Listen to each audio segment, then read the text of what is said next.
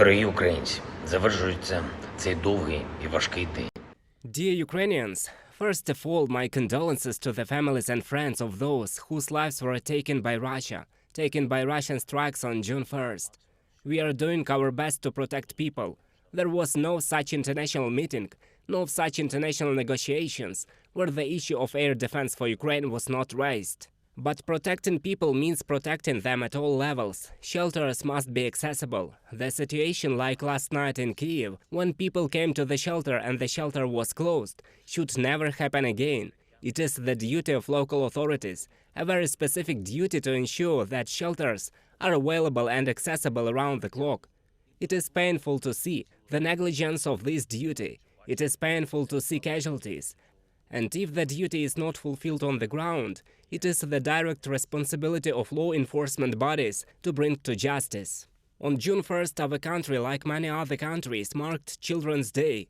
But even on that day, the terrorist state took the life of a Ukrainian child. But even on that day, Russia shelled our cities, from Kharkiv to Kherson, from Kyiv to Donbass. But we used that day to the maximum to bring the terrorist defeat closer. And that day has become a time when we are bringing Russia's accountability of every murderer, every terrorist, closer. Our Ukrainian delegation was in Moldova for the summit of the European political community on June 1st.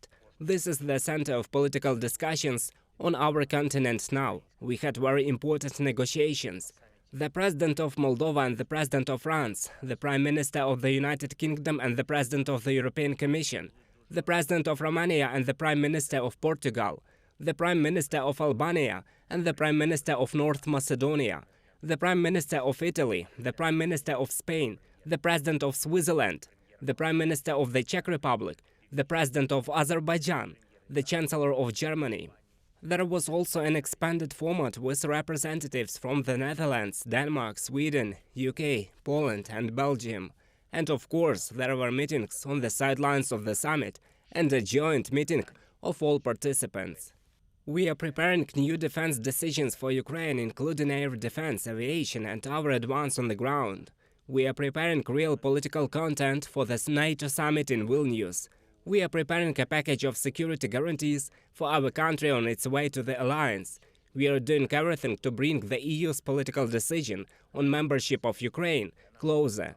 We are preparing a peace summit based on the Ukrainian peace formula. And I thank all the leaders, all the countries that support us on these points. This is not only support for Ukraine, it is support for real security for the whole of Europe. I would like to thank Mrs. Ursula von der Leyen, President of the European Commission, for supporting our initiatives to protect our children, to find and return those young Ukrainians who were deported to Russia. We have to return them all. We have to do everything possible and impossible to protect all our people to the maximum extent possible from any Russian threats. I am confident that this is possible. I would like to thank President Michel, President of the European Council, who held a special security session at the summit.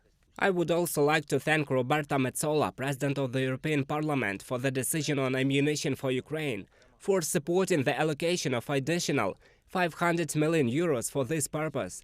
Thank you. Thank you to all our warriors. Thank you to everyone who trains our warriors, who helps us with weapons, who provides treatment for our heroes after their injuries. I thank all the rescuers, all our employees of the State Emergency Service and other services, who are eliminating the consequences of Russian strikes. Thank you to all the volunteers who help our warriors, our people, our country. I thank everyone with whom we are working side by side towards our victory, towards our peace, and towards punishment for Russian terrorists. Glory to Ukraine!